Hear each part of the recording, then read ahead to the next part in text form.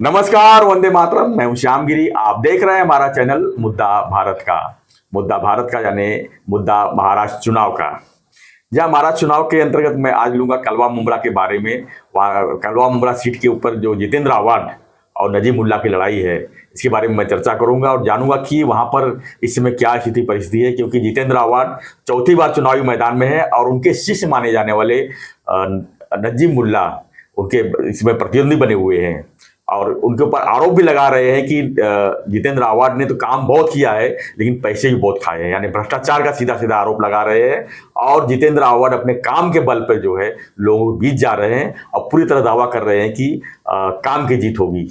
Sir, आप क्या मानते हैं? सर, जितेंद्र आव्हाड को आप करीब से जानते हैं। जितेंद्र आव्हाड मानता हूँ क्या वो बोलता हूँ मैं, मुल्ला को जी मानता हूँ क्या वो बोलता हूँ मैं। सर, आपको प्रेमा फेशिया क्या लग रहा है कि ये लड़त होगी कि ऐसे ही डमी मुकाबला है? सर, दोनों बातें हैं। मैं एरिया में भी घुमा हूँ वहाँ पर। हाँ, मैं कलवा में भी जाके देखा, मैंने मुंब्रा में भी लोगों का रिस्पांस देख रहा हूँ मैं। काम के मामले में तो नो डाउट जितेंद्र आव्हाड जी ने जो किया है, वहाँ पर मंत्री नहीं थे उसके पहले, खाली विधायक थे, तब भी जो है उन्होंने जो काम किया है कि मोदी लहर में भी उनको जो है फर्क नहीं पड़ा। यानी 2014 में पूरी तरह से मोदी लहर थी और जो बिना काम के थे वो जीत के आए और जो अच्छे अच्छे काम करने वाले लोग जो है हार गए। उसमें भी जितेंद्र आव्हाड जो है कलवा मुंब्रा से 2014 में चुन के आए, 2019 में चुन के आए, 2024 में लाई है। उससे पहले 2009 में भी जीत के आए थे, जो पहली बार वहाँ कंस्टिट्यूंसी बनी थी। और नो डाउट उसमें नजीमुल्ला का भी सहयोग था। नजीमुल्ला जो है मुंब्रा में जो मुस्लिम बस्ती है वहाँ पर नजीमुल्ला ने काफ़ी मेहनत किया और जितेंद्र आव्हाड के लिए। लेकिन जो प्लेटफॉर्म बना उसके बाद वहाँ पर 2009 में जो प्लेटफॉर्म बना, जो विधायक चुन के आए जितेंद्र आव्हाड और जो काम उन्होंने देखा, क्योंकि देखा जाए मुंब्रा का जो हालत थी, थाने महानगर पालिका के हद में आता है, जन्म से यहाँ रह रहे। जी बिल्कुल। मुंब्रा में आप सोच भी नहीं सकते कि आपको जाना है, कभी जाने की नौबत ना आए, ऐसा हालत थी। एक एक गली में इतने प्रॉब्लम्स, इतने रोड की प्रॉब्लम्स, ट्रैफिक की प्रॉब्लम्स। लेकिन उसके बाद जो उन्होंने किया, अभी जो कलवा मुंब्रा तो छोड़ दीजिए, कलवा थाना से कलवा अच्छा सीधी सी बात है, आप देख ले सकते हैं। कलवा के भी जो खासकर भास्कर नगर जो ऊपर पहाड़ी में बसा हुआ बस्ती है, यू कांट बिलीव सर कि पहाड़ के ऊपर भी जो है आरसीसी रोड बनाना, और जहां पर आप साइकिल से जा नहीं सकते वहां पर गाड़ी जा सकती है। कलवा चौपाटी, चौपाटी थाना में नहीं, इधर कुछ पैसा है।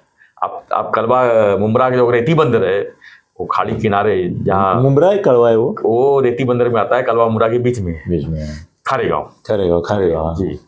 तो है, काम बोलता है तो बात सही है, काम को लोग तारीफ करते हैं। देखो ये सर, काम होता तो भ्रष्टाचार तो होता ही है, कोई अपने जेब से पैसा डालता नहीं है। और हमको मजबूत बनना है, हमको खर्चे रहते हैं। अभी जैसे कि ईमानदारी से आप तो कोई एक नगर सेवक चुनाव नहीं जीत सकते। आप जीत सकते हैं, आप टिकट भी नहीं ले पाएंगे आप।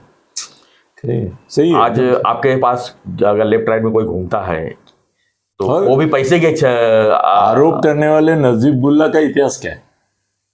भ्रष्टाचार का आरोप जितेंद्र के ऊपर करने वाले नजीबुल्ला का इतिहास क्या है? कोई अलग है क्या? नहीं। अरे पहले तो ये गुरु शिष्य बोल रहे हो ना। मैं तो बोलता हूँ जितेंद्र के जो 4-5 दलाल थे उसमें से नजीबुल्ला था। सर, महानगर पालिका कलेक्ट कौन करता था? वही करता था। थाने महानगर पालिका में तो वो भ्रष्टाचार का तुम एजेंट कर रहे हो और उसको भ्रष्टाचारी बोल रहे हो। तुम ही तो ले जाके देते थे। आपको पता है गोल्डन गैंग? नहीं, थाने महानगर पालिका में गोल्डन गैंग थी। हाँ, बोलो ना, कौन कौन थे? नाम बोलो ना। बहुत से लोग थे। नाम लो ना, मजा आता है नाम लेने में। सर, ऐसा क्यों बोलने का? भारी भारी नहीं बोलने का, नाम लेके बोलने का, वो मस्ती दिखाने का। बोलो, गोल्डन गैंग में कौन था? नरेश मस्के का नाम पहले था, सबसे नरेश मस्के एक, दूसरा नजीबुल्ला 2, तीसरा और जो बिल्डर के इसमें जो चारों आरोपी गए थे अंदर से, गोल्डन गैंग के नाम से ही फेमस थे। नाम बोलो ना, तुमको नाम याद है ना, बोलो ना। याद नहीं इतना, लेकिन हनुमान जगदाले का भी नाम था। अभी आरोपी में था हनुमान जगदाले भी थे। हनुमान जगदाले और मतलब है तो पूरा गैंग तो काफी है बड़ा। बोलो ना यार, नाम ले लो, जब लोगों को भी समझने दो ना। विक्रांत चौहान था क्या? हाँ, विक्रांत चौहान का भी मैं नाम बोलूं तो आप क्यों बोले? और बोलो, नाम याद नहीं आते। नहीं, आपको बराबर याद आ रहे हैं। आपको मैं लोग क्या बोलेंगे मालूम है? ये 3 के नाम क्यों दिए, बाकी उनके क्यों नहीं दिए? हाँ, ऐसा बोलेंगे तो दे दो ना नाम अगले। गोल्डन गैंग ऑफ थाना, गोल्डन गैंग ऑफ थाना, गैंग ऑफ वासोपुर, वैसा बोलो। हाँ बोलो। तो यही सब चीजें हैं सर। लेकिन अब आते हैं नजीब मुल्ला के ऊपर, जो अभी प्रतिद्वंदी के रूप में खड़े हैं इस समय राष्ट्र एनसीपी पार्टी की तरफ से। यानी तुतारी और एनसीपी के बीच में लड़ाई है। पवार साहब के जितेंद्र रावत है और नजीब मुल्ला है अजीत दादा के। तो ऐसे एक्चुअली जब बाकी 3 चुनाव आप देखेंगे तो एक तरफा था, जितेंद्र रावत के ऊपर कोई ये नहीं था कि सर ये प्रतिद्वंदी है। लेकिन इस बार नजीब मुल्ला आए हैं तो लोगों को लग रहा है कि थोड़ा टफ होगा वहां पर। क्यों लड़ाई टफ होगा ऐसा बोल रहे हैं, क्योंकि क्यों टफ होगा? हो सकता है मुस्लिम वोट उनको मिले उसके हिसाब से। असली मुसलमान कौन है? जितेंद्र है या नजीबुल्ला है? दोनों है। जीतुद्दीन तो बोलते ही है सब। सर खाली मुसलमान होना मायने नहीं रखता है जी। भाई। मुसलमानों के लिए अपने हिंदुओं में कटुता लेना, उनसे साहस से बैर लेना, यह आसान नहीं है। और मैं तो बोलता हूँ कि जैसे हम बोलते हैं कि वो हिंदू है मगर सेक्युलर है जी।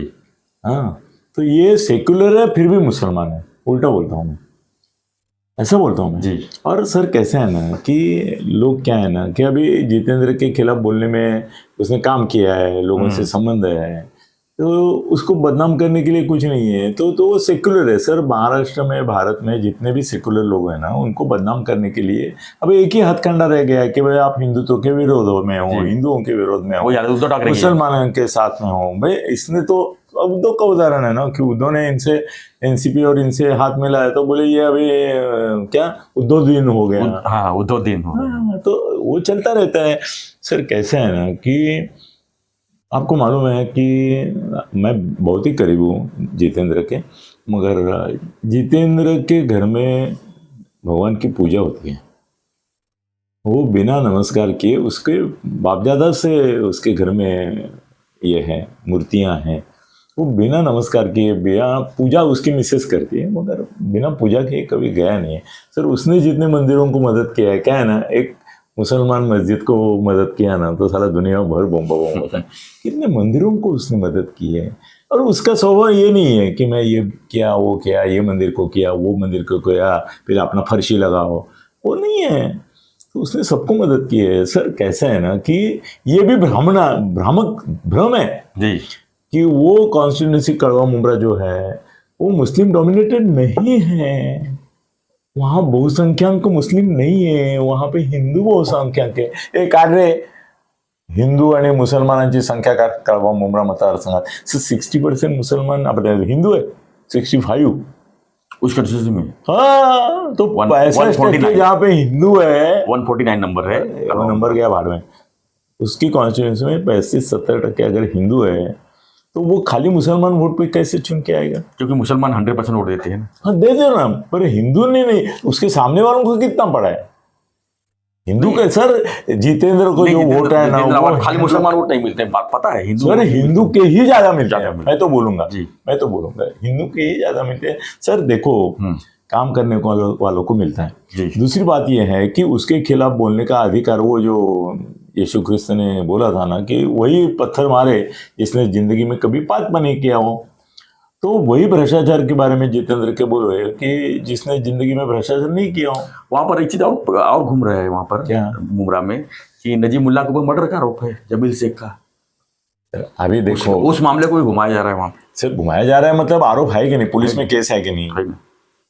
तो फिर आरोप है तो केस है, तो केस है तो अरेस्ट क्यों नहीं हो रहे? करना चाहिए ना अरेस्ट। भाई पुलिस इंक्वायरी करती है, जितेंद्र की वजह से वो अरेस्ट नहीं हुआ। इसका अभी आप ज्यादा अंदर जाएंगे तो इतना घुस के क्या कीजिए। 60% हिंदू है, मुस्लिम। अच्छा ओके ठीक है ना, तरी सुधा हिंदू का वोट उसको मिलता है, वो मंदिर बिंदिर सब। तो नजीब मुल्ला को मिलना चाहिए सर? नहीं मिलेगा सर, वो असली मुसलमान नहीं है, ये असली मुसलमान है सर। कैसे है ना, जो सेक्युलर है ना, ये हिंदुओं के लिए जैसा भागदौड़ करता है वैसा वो मुसलमानों के लिए करता है। हम लोग क्या करते हैं, मुसलमानों के लिए जितना उसने किया उसका ध्यान देते हैं जी। क्योंकि हमको हिंदू को ही मदद करना चाहिए सर। वो जो बोलता है ना नाना पाटेकर, ये लोग खून किसका खून है बताओ, हिंदू का है मुसलमान का है? जितेंद्र का खून आदमी का खून है, मनुष्यता का खून है, मानवता का खून है, वो किसी के लिए भी दौड़ेगा सर। अभी मैं पर्सनली बोलता हूँ मैं जी कि जब मैं कोरोना में ऑलमोस्ट मर गया था, तब मुझे डॉक्टर ने बचाने के लिए बोला था कि ये चाहिए औषध, और मिल नहीं रहा था। मेरी मिसेस ने बड़े विश्वास से सिर्फ जितेंद्र को फ़ोन किया, दुनिया में इतने मिनिस्टर मेरे दोस्त हैं, जितेंद्र को फ़ोन किया कि यांची तब्येत एकदम क्रिटिकल है, त्यांना एवढ्या प्रकारचे, वो खुद इसमें फंसा था बाद में, जी कोरोना में मरते मरते वो भी बच गया था। सर बिलीव करो, 6 घंटे के अंदर जितने इंजेक्शन चाहिए थे, 12 चाहिए थे मुझे, वो ला के दिया। रेमडेसिविर। हाँ, वो जो था। और मेरी मिसेस को बोला कि अनिल जी को कुछ नहीं होगा, मैं हॉस्पिटल में जाके बैठा हूँ। सर कोरोना में अलाउड नहीं करते थे हॉस्पिटल में, ये आदमी मेरे लिए 4 घंटा नीचे बैठा था कि सब, जब तक वो होश में नहीं आते हैं और बोलते नहीं। क्या जरूरत थी? ऐसे पत्रकार कितने हैं, ये वो किसी भी पत्रकार के लिए भागेगा जी। दूसरी एक बात बताता हूँ कि अभी ठीक है, उसके खिलाफ खड़ा किया है, अजीत पवार का आदमी खड़ा है, तो एकनाथ शिंदे साहब को उसको सपोर्ट करना पड़ेगा, नजीबुल्ला को।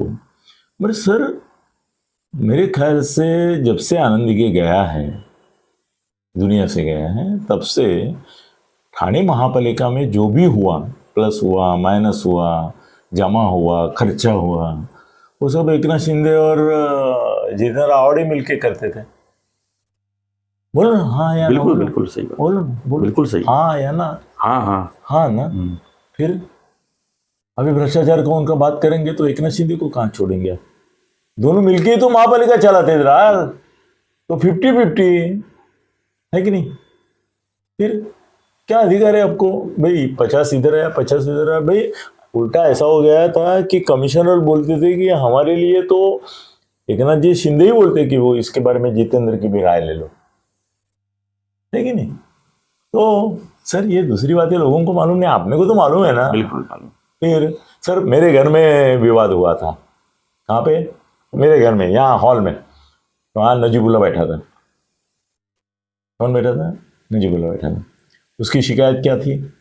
वो बोल रहा था कि पहले सिस्टम हमारी ऐसी थी कि नगर सेवकों को कॉन्ट्रैक्टर जो होता है, जो भी काम करता है, वो डायरेक्ट पैसा देता था। अच्छा। परसेंटेज था, वो डायरेक्ट देता था, और फिर हम लोग हमारे में से निकाल के जितने वो एरिया के नगर सेवक रहेंगे साहब को देते थे। मतलब शिवसेना के लोग नहीं चलो बोलो पार्टी को, तो शिवसेना के लोग शिंदे साहब को देते थे, एनसीपी के लोग इनको, और वहाँ एनसीपी के ज़्यादा थे ना, अरे अपना पाटिल कह रहे बाबाजी पाटिल, तो वो सब भी उसको देते। तो जितेंद्र ने अचानक से एक पवित्र ऐसा लिया कि ये जो विभाजन है वो नगर सेवकों में नहीं होगा, पहले मेरे पास आएगा और मैं फिर नगर सेवकों में बांट दूंगा पार्टी का शेयर, मतलब मेरा शेयर बाजू में रख के। तो झगड़ा इतना बड़ा, और मेरे दोस्त ना सब अपने दोस्तों दुनिया में है। तो जी हाबी दोस्त था, वो तुम्हारा बाबाजी पाटिल भी दोस्त था। तो उनका जब बहुत ही ज़्यादा बाहर बढ़ने लगा, पेपर में आने लगा, तो मैं निरूप दे सकता हूँ। मैंने इसको नजीबुल्ला को फ़ोन किया, मैं बोला क्या झगड़ा करा है गुरु से, आ जाओ क्या हुआ है। तो उसने बता दिया कि सर ऐसा नहीं सिस्टम होना चाहिए, हमको मिलना चाहिए डायरेक्ट, फिर हम उसको देंगे। तो मैंने हाँ ये सिस्टम आज तक आनंद दिघे के ज़माने में भी ये सर वो 45% का आरोप करता था ना, मगर 45% में से कितना टक्का पार्टी के लिए उसके पास भी जाता ही था ना मत बोलो, जाता था। तो सर ऐसा है कि मेरे यहाँ मांडोरी हुई, फिर मैंने बोला नहीं, जितेंद्र को फ़ोन किया उसके सामने, मैं बोला जितेंद्र ये गलत है। बाबाजी पाटिल भी मेरे सामने बैठे थे उस समय, मैं बोला नहीं उनको पहले देने दो, वो तुमको देंगे, और तुमको ज़्यादा डायरेक्ट तो मिलता है तो मिलना ही है, वो मिलने वाला ही है, ऐसा नहीं है कि उनको ही थ्रू मिलता है। anyway, तो सेटल किया। सर इनका झगड़ा वहां से शुरू हुआ पैसे की वजह से। आपको बड़ी धक्कादायक कहानी बताता हूँ। ये आनंद परंस पे है ना, उसने पार्टी क्यों छोड़ी? अच्छा खासा खासदार था सर, एक डील में उसको 35 लाख रुपया एकनाथ शिंदे ने प्रॉमिस किया था, दिया नहीं, 10 लाख दिया, 25 वो बोला बाद में देता हूँ। ये इतना उतावड़ हो गया, पार्टी छोड़ दी 25 लाख के लिए। 35 लाख 10 तो मिल ही गया था, 25 के लिए छोड़ा। हाँ 25 के लिए छोड़ा जी। और ये पागल मेरे को बोला कि मेरे को 25 लाख नहीं दिया। मैं बोला पागल तू रहता तो 25 करोड़ कमाता था वहां पे। 25 तू आज भी खासदार तू ही बनता था, हजारों करोड़। श्रीकांत, हाँ वो तो श्रीकांत सर। बाद में शरद पवार ने उसके पार्टी में जाने के बाद उसमें स्टेशन पे वो बिस्लेरी का पानी मिलता है ना, ऐसा कुछ, वो पानी का कॉन्ट्रैक्ट दिया, वो कॉन्ट्रैक्ट भी सरकार गई तो चला गया। जिंदगी भर नुकसान किया। अभी इधर जितेंद्र का लाइट वन तो होता सर, जितेंद्र के पैसे कौन बांटता था? कौन बांटता था? आनंद परंज पे बांटता था, मालूम नहीं आपको? आपने लिया? मेरे से कभी दी, मैं लिया ही नहीं लिया। वो देते हैं। मेरे दोस्त ने दिया है, उसके थ्रू ही पैसा आता है जितेंद्र। एनीवे सर, सवाल मेरा क्या गुस्सा क्या निकाल रहे, क्या जितेंद्र का पराभव करेंगे, इनकी नीयत क्या है? और दूसरी बात यह है सर, मैं बोलूं कि एकनाथ शिंदे के बाद अगर किसी का मताधिक्य होगा ना तो जितेंद्र का होगा। काम ऐसा तेजपुंज होके चुन के आएगा। और महाआघाड़ी सरकार आई ना जी, हाँ, तो ये आप ध्यान रखो, वो ऐसा मंत्री होगा जबरदस्त। शायद अनिल देशमुख अगर मंत्री नहीं हुआ गृह मंत्री, तो इसको शरद पवार गृह मंत्री भी कर सकते हैं। आज शरद पवार लाइन में कौन है? नंबर 1 पे सुप्रिया, नंबर 2 पे कौन है? जयंत पाटिल। जयंत पाटिल कभी भी बीजेपी में जाएगा। जितेंद्र है उसका आंख और ये सब जितेंद्र है। जितेंद्र जो उद्धव और संजय का नाता है वो कमर्शियल है, चलो ये तो प्यार का नाता है। अगर शरद पवार बोले ना कि मेरे लिए जान दे दो, तो एक ही आदमी महाराष्ट्र में है जो जान देगा शरद पवार जी के लिए, वो जितेंद्र है। उसको खाली शरद पवार जो बोले ना मारे कूदी मार देगा। वो जो प्यार करते हैं ना शरद पवार से, आज तक शरद पवार ने भी यशवंतराव से नहीं किए। क्या बोलूं मैं आपको, तो इसको हराना नामुमकिन है। कोई मोदी 10 सवाल है तो भी नहीं हारेगा। लोग उसके साथ हैं, कैसे उसको दगा देंगे? नहीं यार, क्यों देना? इतने काम करने के बाद अगर वो चुन के नहीं आता है ना, तो मैं बोलूंगा लोकशाही नहीं है। जो काम करता है उसको आप चुन के नहीं देंगे। और कल तक तो एकनाथ जी शिंदे और वो एक ही थे। ठीक है, पॉलिटिकल मतभेद ठीक है। मैं तो बोलता हूँ अजीत दादा पवार का आदमी वहां आने से नुकसान एकनाथ जी का होने वाला है। क्या मालूम, एकनाथ जी और वो दोस्त है अंदर से मदद भी कर सकते हैं, हो सकता है कुछ। हाँ, तो सर जितेंद्र कम से कम 40-50 हजार वोट से जीतेगा पक्का। Thank you sir. तो फ्रेंड्स, आपकी क्या प्रतिक्रिया है कलवा मुमरा सीट के बारे में? जितेंद्र आव्हाड वर्सेस नजीब मुल्ला, दोनों उसे लड़ाई है ही नहीं। One side. प्रतिक्रिया दीजिए और बने रहिए हमारे साथ, देखते रहिए हमारा चैनल मुद्दा भारत का। चैनल को लाइक शेयर सब्सक्राइब जरूर करें। धन्यवाद। जय हिंद, जय महाराष्ट्र, जय श्री राम।